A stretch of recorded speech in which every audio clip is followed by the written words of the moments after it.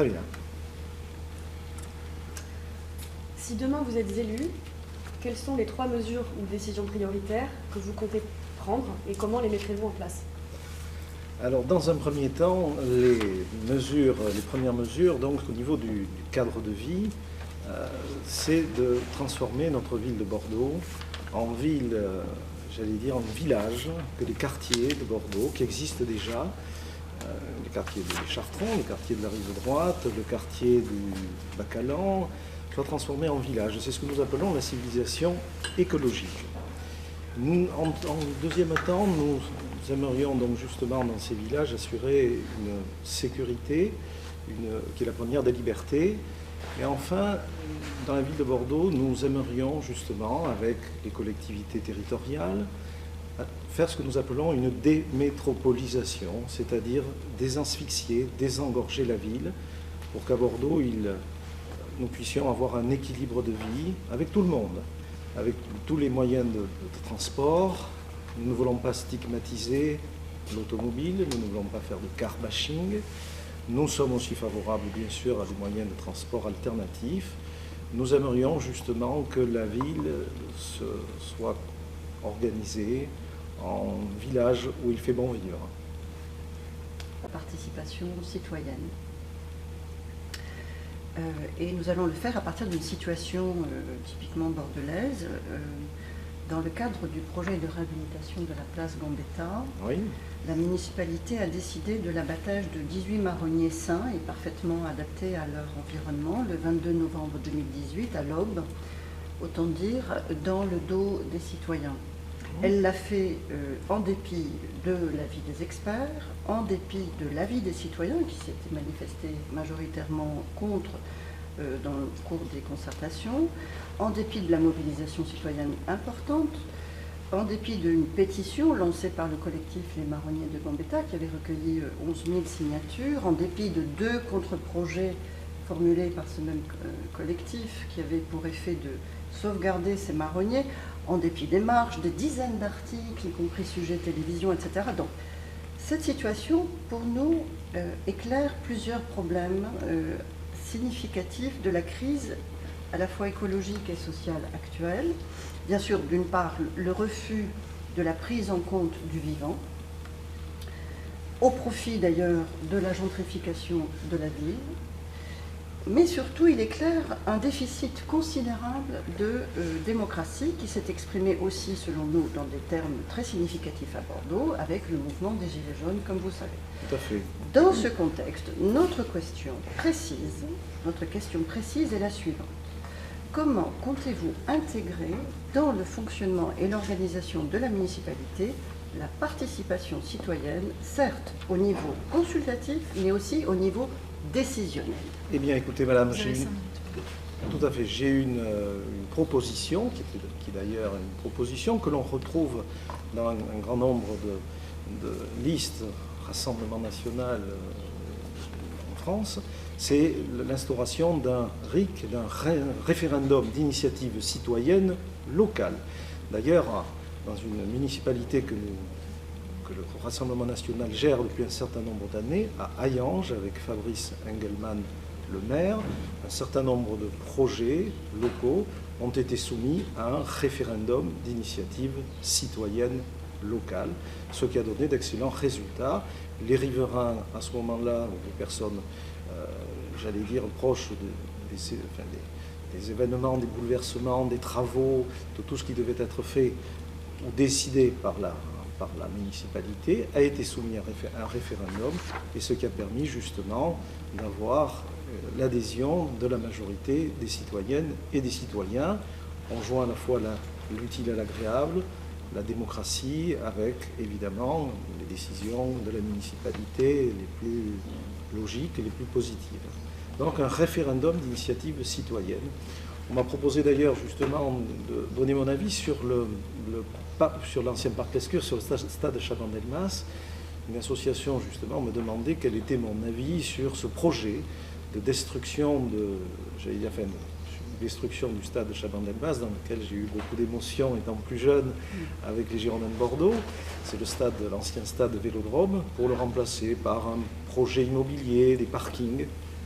Donc, moi, je leur ai dit qu'à titre personnel, je serais favorable à la conservation du stade Jacques Chaban-Delmas, mais que l'on devait soumettre les riverains à un référendum d'initiative citoyenne, ce qui permettrait justement d'avoir l'avis des citoyennes et des citoyens qui habitent à proximité. Je pense que c'est la solution la plus juste. En ce qui concerne la place Gambetta, que je connais bien, pour des raisons personnelles, je suis vraiment favorable à conserver des arbres sur la place Gambetta, et j'étais très triste de la disparition des marronniers en ce qui me concerne, puisque je connais cette place depuis un très grand nombre d'années, et nous sommes favorables dans ces villages que nous voulons justement instaurer en ville, qui sont proches de notre identité, bien sûr végétaliser la ville. Bien sûr, nous voulons créer des îlots de fraîcheur. Et je pense que transformer les quartiers en villages nous permettra plus facilement, justement, d'avoir cet équilibre de vie avec l'écologie, avec les systèmes de transport, de mobilité alternatifs, et aussi la voiture. Voilà, nous ne voulons pas, justement, faire que les automobilistes et les voitures soient systématiquement stigmatisées. D'ailleurs, nous proposons que chaque nouvel habitat soit associé à une place de parking. Voilà. Comment comptez-vous améliorer la mobilité en ce qui concerne les zones périurbaines? Alors justement, nous, dans les zones périurbaines ou dans les zones urbaines, nous, ce que nous voulons, d'abord, notre principe, c'est désasphyxier, désengorger à la fois les zones périurbaines de la métropole et le centre-ville de Bordeaux, métropolitain bien sûr aussi. À savoir que notre principe, notre philosophie, c'est la démétropolisation qui est associée à une certaine démobilité. Les zones périurbaines sont actuellement asphyxiées, engorgées, parce que la métropole bordelaise a subi une surmétropolisation depuis un certain nombre d'années, et ce qui a provoqué justement cette espèce de déséquilibre avec les campagnes périphériques, les zones rurales de Nouvelle-Aquitaine, de Gironde, qui se sont désertifiées, où sévit actuellement malheureusement une certaine pauvreté. Ce sont les zones rurales des oubliés, des invisibles. De ce fait, nous voulons avoir un ticket gagnant-gagnant avec la ruralité, avec une revitalisation de la ruralité et avec justement une moindre asphyxie, un moindre engorgement au niveau de la circulation dans les zones métropolitaines. Désengorger la métropole, ce qui entraînera une démobilité et ce qui permettra justement de circuler beaucoup mieux en périphérie de Bordeaux et surtout dans le centre de Bordeaux. Toujours concernant donc la question de la mobilité, question un petit peu plus précise, je vais vous laisser à peu près 1 minute 30 pour répondre. Est-ce que le projet de déviation du Taillan correspond à votre vision de l'amélioration de la mobilité sur la métropole? Écoutez, j'ai posé la question à Grégoire de Fournas, qui est notre conseiller départemental Rassemblement National du Médoc, ce qu'il pensait justement du Taillan, de la déviation du Taillan. Lui, il est très écologiste, c'est un viticulteur, il est très écologiste, très écologique, et il m'a dit que malheureusement, cette déviation du Taillan était absolument indispensable parce qu'il y avait eu beaucoup d'accidents et beaucoup de morts. Elle était très dangereuse et bien que très vertueuse vis-à-vis de l'écosystème, de la biodiversité, elle était absolument nécessaire pour des raisons de sécurité routière. C'est le local de l'étape qui m'a renseigné. Alors toujours sur cette question du Taillan, donc encore une fois 1 minute 30 pour vous laisser répondre.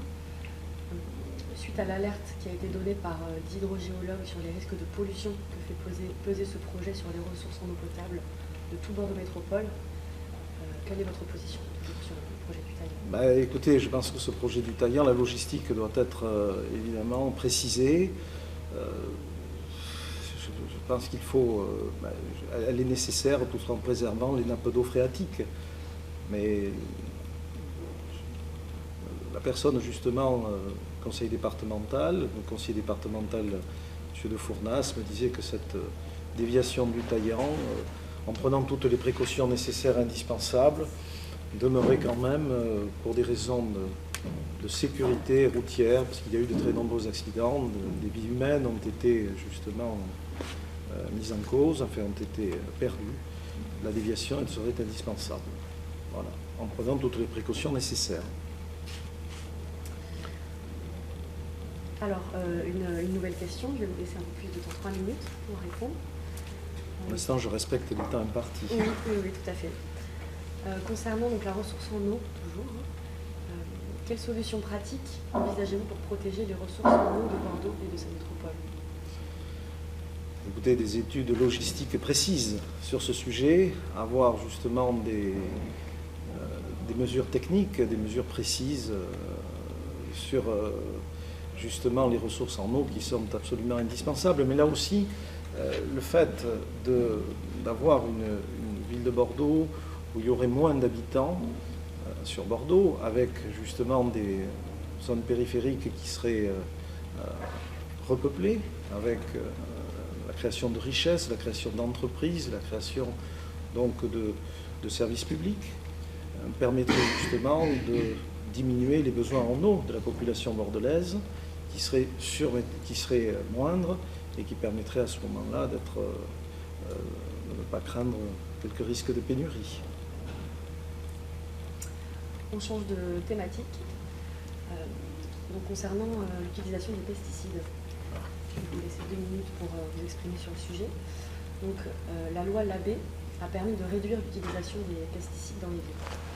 Mais cette loi ne concerne pas les parkings d'entreprises, de supermarchés, les résidences privées, les voies ferrées, ni même les pelouses sportives.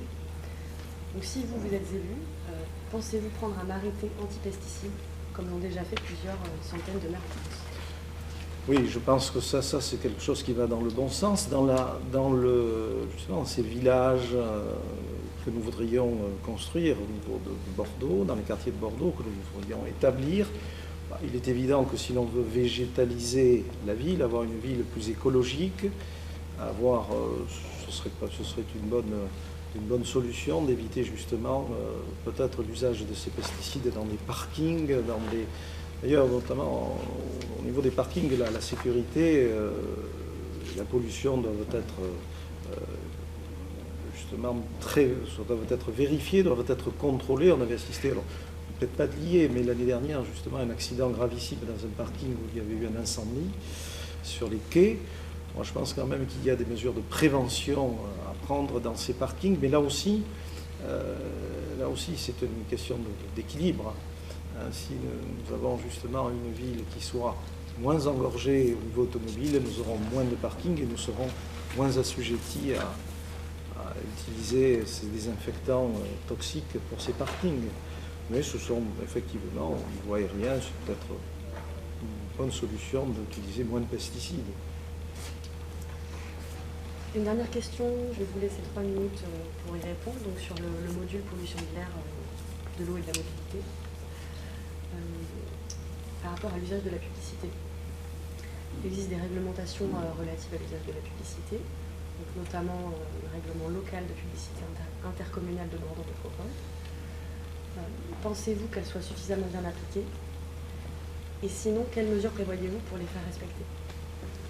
Écoutez, la publicité, nous espérons avoir d'avoir des élus justement au niveau de ces élections municipales, avoir des élus communaux, des élus intercommunaux, des élus à Bordeaux Métropole qui justement étudieront ces dossiers de respect des équilibres publicitaires et justement nous permettant ainsi de réguler les excès de la publicité. Voilà, je pense que là aussi c'est un équilibre. De la publicité, c'est tout à fait favorable. Maintenant, il faut que cette publicité ne soit pas excessive. Voilà, il faut que la transmission justement des éléments doit être équilibrée. Voilà, nous aurons à ce moment-là les dossiers sur place avec nos conseillers communaux, voire intercommunaux. Très bien. On va passer dorénavant au 3e module qui concerne l'urbanisation et la question qui est liée de l'artificialisation des sols. Cette question ce module est découpé lui-même en plusieurs questions. Pour la première, vous aurez 5 minutes. Après plusieurs années d'urbanisation galopante et effrénée, qui ont privilégié d'une part des décisions bradant les grands fonciers publics et favorisant in fine la spéculation immobilière plutôt que l'accès au logement pour tous, qui ont privilégié aussi la standardisation des nouveaux quartiers et l'obsolescence programmée de ces quartiers plutôt que la haute qualité de vie, qui ont privilégié enfin l'artificialisation des sols quasi systématique plutôt que la place laissée à la nature en ville. Donc dans ce contexte, seriez-vous prêt à la mise en place d'un moratoire sur les grandes opérations de construction immobilière en cours ou à venir, et quelle serait votre politique afin de réinventer un modèle de développement urbain prenant en compte ces enjeux sociaux et écologiques au sein d'une ville finalement plus aimable? Plus généralement, au regard de l'objectif national zéro artificialisation nette et d'autre part de l'instruction gouvernementale du 29 juillet dernier relative à l'engagement de l'État en faveur d'une gestion économe de l'espace, comment prévoyez-vous d'appliquer ces objectifs à l'échelle de la ville? Alors un moratoire, pourquoi pas? Nous avons des objectifs qui sont très précis. Nous sommes tout à fait favorables à une grande politique de rénovation urbaine. Nous sommes contre l'habitat indigne. Nous sommes d'ailleurs favorables à un permis de louer. Nous sommes favorables à une politique de rénovation dans laquelle participerait bien sûr la ville, mais aussi les collectivités locales, territoriales, comme le département ou bien sûr le conseil régional. Nous sommes favorables justement à une urbanisation qui soit à visage humain, respectant évidemment l'écologie, mais une urbanisation aussi qui soit proche de notre identité architecturale locale. Je donne un exemple. Sur Bacalan, ces constructions justement immobilières, ces projets immobiliers sont, selon nous, un petit peu anarchiques, voilà, ne respectant peut-être pas notre identité traditionnelle, locale, notre identité architecturale. Ça, c'est important. Nous avons aussi, au niveau, j'en parlais tout à l'heure, nous voulons que chaque habitation, nouvelle habitation, respecte au niveau automobile, une place de parking soit liée, soit associée à chaque nouvel habitat, pour éviter ces problèmes de stationnement dont on n'a pas parlé.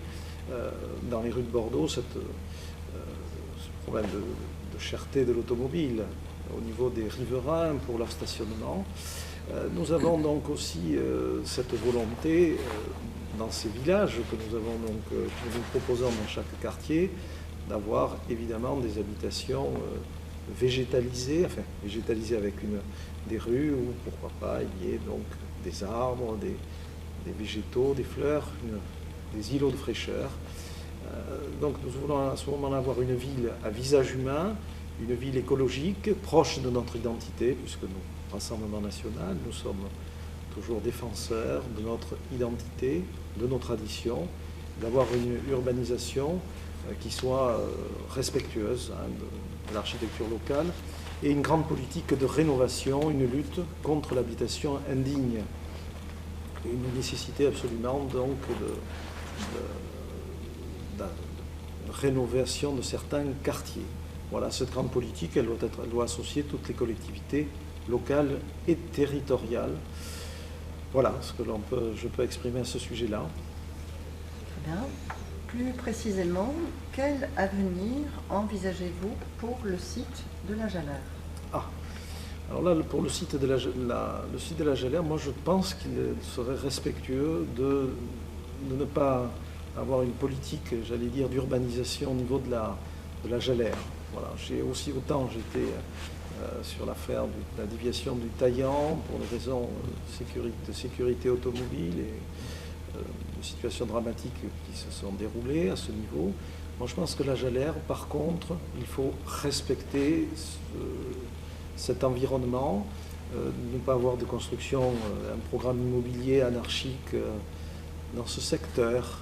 Voilà. C'est un équilibre dont je parlais tout à l'heure. S'il est évident que cette surmétropolisation que veulent que réclament certains candidats, automatiquement va entraîner des programmes immobiliers effrénés et déséquilibrer le rapport qu'il peut y avoir entre les zones, j'allais dire, d'urbanisme nécessaires, avec le respect de tout ce que l'on a évoqué, mais aussi des zones de fraîcheur et des zones écologiques à respecter. Vous avez... Très bien.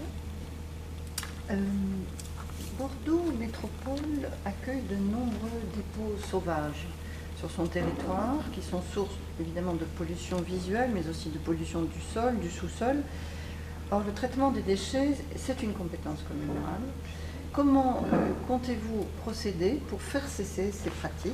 En particulier, le 10 février 2020, la loi relative à la lutte contre le gaspillage et à l'économie circulaire renforce les pouvoirs du maire en termes de police en la matière, avec un certain nombre d'outils dissuasifs et coercitifs dès le début de la procédure. Allez-vous appliquer ces dispositions législatives en mettant en œuvre ces nouveaux outils, par exemple à travers une amende forfaitaire dès l'étape de la mise en demeure, l'habilitation de nouveaux agents verbalisateurs, et le renforcement des moyens, la mise en demeure du titulaire du propriétaire d'un véhicule épave, etc., etc. 2 minutes. Oui, alors d'abord la prévention peut-être et l'éducation dans ce sujet, avant donc de pratiquer d'être des mesures coercitives ou des mesures répressives. Bon, il est évident que nous sommes pour l'utilisation aussi de conteneurs intelligents, de systèmes de ramassage intelligents, voilà, qui joindraient l'utile à l'agréable, qui permettraient donc de façon plus efficace de récupérer un certain nombre de déchets, évitant ainsi des décharges sauvages. Pour évidemment ensuite, nous sommes favorables bien sûr à une police municipale, à des droits et des devoirs pour chacun et pour tous, et nous sommes bien sûr conscients des conséquences très négatives sur la pollution que des décharges sauvages peuvent entraîner. Donc il est évident qu'une partie de la police municipale que nous voulons justement augmenter pourrait à ce moment-là vérifier, contrôler et pratiquer évidemment une certaine répression, enfin une certaine verbalisation, j'allais dire, non excessive pour les contrevenants. Mais dans un premier temps, peut-être des mesures d'éducation, des mesures de prévention, mais effectivement des mesures de verbalisation si nécessaire, bien sûr. Or, concernant l'éducation et la sensibilisation, qui va se découper donc en 2 sous-questions, chacune de 3 minutes. Donc la première, au 1er janvier 2022, les services de restauration des établissements devront proposer au moins 50% de produits de qualité et durable, dont au moins 20% de produits biologiques.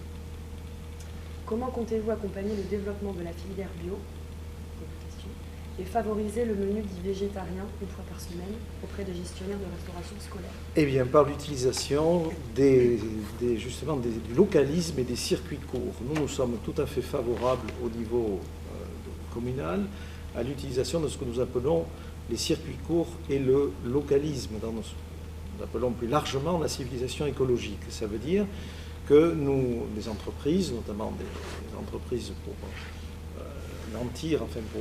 de restauration, nous voulons consommer des produits qui sont fabriqués proches de chez nous, évitant évidemment dans des cantines scolaires notamment, des importations venant de très loin, à grands frais de kérosène, à grands frais d'utilisation de cargo, de super tankers, très polluants.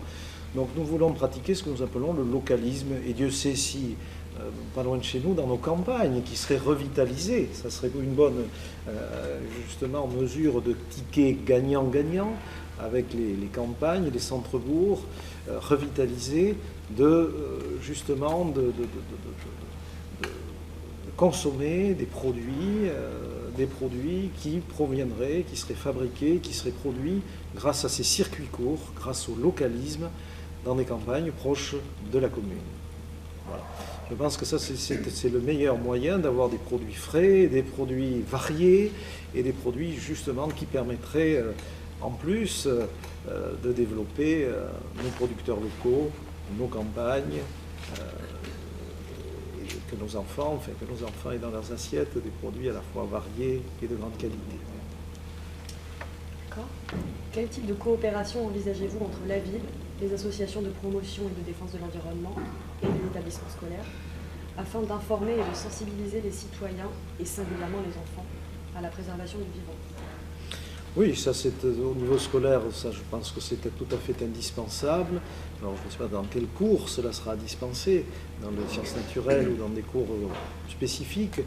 Ensuite, il faut qu'il y ait une information, bien sûr, au niveau des populations, une information par le biais, on parlait tout à l'heure de publicité, en cas publicitaire ou de publicité, par le fait d'une...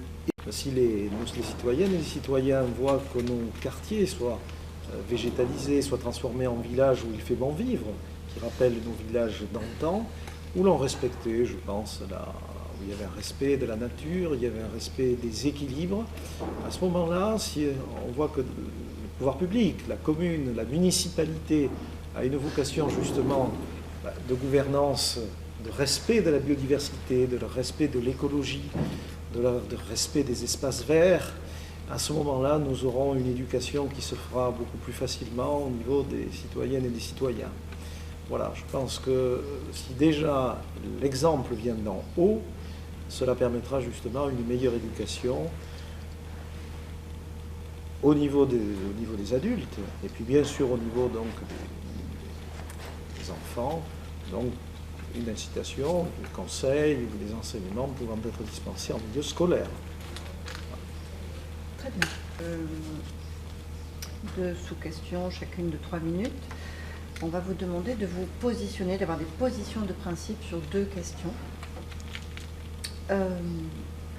En France, donc, comme dans d'autres pays, l'aspiration démocratique des peuples est grandissante. Vous l'aurez remarqué, cette aspiration démocratique se manifeste par le biais de nouvelles formes d'action et d'expression qui émergent avec spontanéité, parfois beaucoup de créativité. Or, nous constatons une régression des libertés fondamentales dans l'exercice du droit à la participation de la vie démocratique, par exemple comme le droit de manifester. Quelle est votre position par rapport à la doctrine actuelle du maintien de l'ordre? Oui, alors nous sommes évidemment nous sommes favorables bien sûr au droit de contester dans un premier temps, au droit de manifester, mais nous sommes contre bien sûr les casseurs, tous les systèmes de casseurs. Nous étions d'ailleurs au Rassemblement national en soutien des gilets jaunes, mais des vrais gilets jaunes, des ronds-points, des gilets jaunes, cette souffrance périphérique des zones rurales oubliées, très nombreuses en Nouvelle-Aquitaine. D'ailleurs, j'ai été interviewé par France 3 au moment de la crise des Gilets jaunes, et on m'avait dit pourquoi y a-t-il tant de Gilets jaunes à Bordeaux, pourquoi il y a des samedis très violents sur Bordeaux. Et j'avais répondu parce que dans les zones rurales oubliées périphériques de Nouvelle-Aquitaine ou de Gironde, il y a beaucoup de misère. Donc nous sommes favorables bien sûr à moyens d'expression démocratique, nous sommes surtout très favorables au référendum, puisque nous avons proposé la réalisation d'un référendum en ce qui concerne la crise, donc la contestation de la loi sur les retraites. Nous sommes contre la loi sur les retraites, mais nous étions très favorables à la réalisation d'un référendum au niveau national, et nous sommes aussi, je l'ai dit tout à l'heure, favorables à l'expression, à l'instauration de référendums d'initiative citoyenne au niveau local, au niveau municipal. Voilà. Donc cela permet donc des moyens d'expression populaires et très démocratiques. Très bien. Quelle place, toujours dans l'hypothèse où vous seriez élu, quelle place seriez-vous prêt à accorder à l'ensemble du collectif citoyen que nous représentons dans la gouvernance de la ville? Dans la gouvernance de la ville, la démocratie, c'est d'abord l'élection. Il est évident que si le collectif citoyen doit avoir une présence au sein du conseil municipal, il faut qu'il soit dans un premier temps élu, qu'il faut qu'il y ait des représentants élus, il faut présenter une liste aux élections municipales, aux élections communautaires. Par contre, évidemment, ensuite, il peut y avoir bien sûr, des relations des relations tout à fait intéressantes entre ces collectifs et prendre leur avis, prendre leurs conseils, avoir des dialogues avec ces collectifs et les municipalités et le conseil municipal. Je pense qu'il peut y avoir des formes de... Il faut que le conseil municipal soit très ouvert à ce qui est... ce qui peut être associatif, à l'avis d'un certain nombre d'associations. Les dialogues peuvent justement s'organiser, peuvent se développer. Maintenant, la meilleure des formes de démocratie, ça demeure l'élection. Nous pensons que si l'on veut participer à un conseil municipal ou un conseil à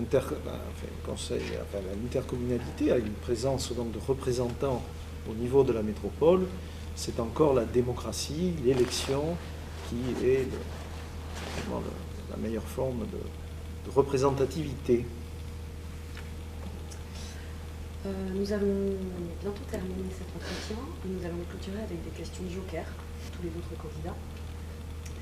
Pourquoi protéger la biodiversité? Parce que à peu près une minute, pardon. Écoutez, la biodiversité, c'est le vivant. Hein, c'est le vivant, c'est notre planète, c'est notre vie. La biodiversité et la vie humaine sont absolument liées. Autrefois, en 1900, nous étions 2 milliards sur la planète. Je pense que la biodiversité et l'écologie et l'humanité sont totalement liées. Maintenant, nous sommes 7 milliards en 2020 et nous serons 9 milliards dans 30 ans. Donc il faut, évidemment, la biodiversité et la démographie, notamment au niveau humain, sont absolument liées. Il faut équilibrer et préserver notre démographie, préserver justement notre cadre de vie, parce que sans biodiversité, c'est la disparition de l'humanité. Quelle est l'autonomie alimentaire de la Gironde de la métropole? L'autonomie alimentaire en Gironde et en métropole, je pense qu'elle elle est encore insuffisante dans la mesure où l'on ne pratique pas le localisme et les circuits courts en métropole et en Gironde. Il y a trop d'importations, notamment dans les cantines scolaires, il y a trop d'importations d'aliments, enfin de denrées alimentaires, il y a trop d'importations de produits qui viennent de l'extérieur ou qui viennent évidemment de très loin, qui viennent au-delà de nos frontières. Donc l'autonomie, elle est pour l'instant, elle n'est pas absolument assumée, elle n'est pas assurée. Nous sommes favorables au circuit court, au localisme, et avoir une autonomie alimentaire en Gironde et en métropole. C'est ce que j'ai exprimé tout à l'heure.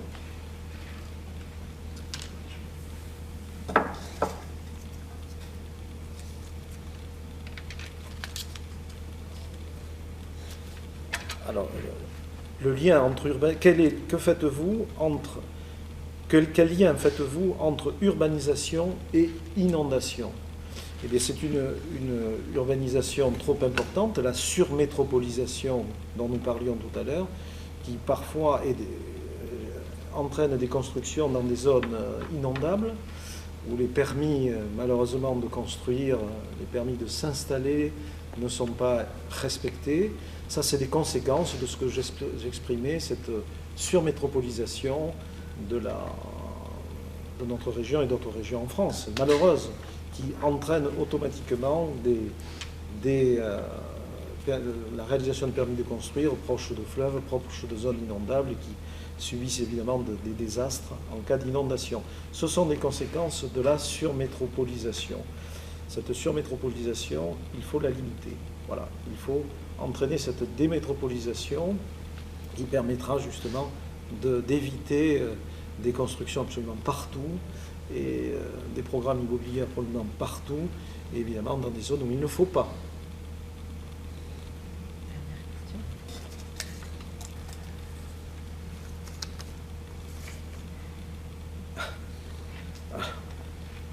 D'où vient l'eau potable de Bordeaux? J'aurais été donc sur le bassin d'Arcachon aux abatis, j'aurais dit la source des abatis. Là, sur Bordeaux, ben, je pense que des nappes phréatiques souterraines bordelaises qui existent sur Bordeaux, mais je pense que voilà, je ne suis pas spécialiste en la matière. Voilà. Et, merci pour votre participation. Mais je vous remercie beaucoup de m'avoir invité Merci beaucoup. et d'avoir Merci. été à mon écoute. Bonne continuation. Merci beaucoup, messieurs, dames, mesdames, pardon, messieurs.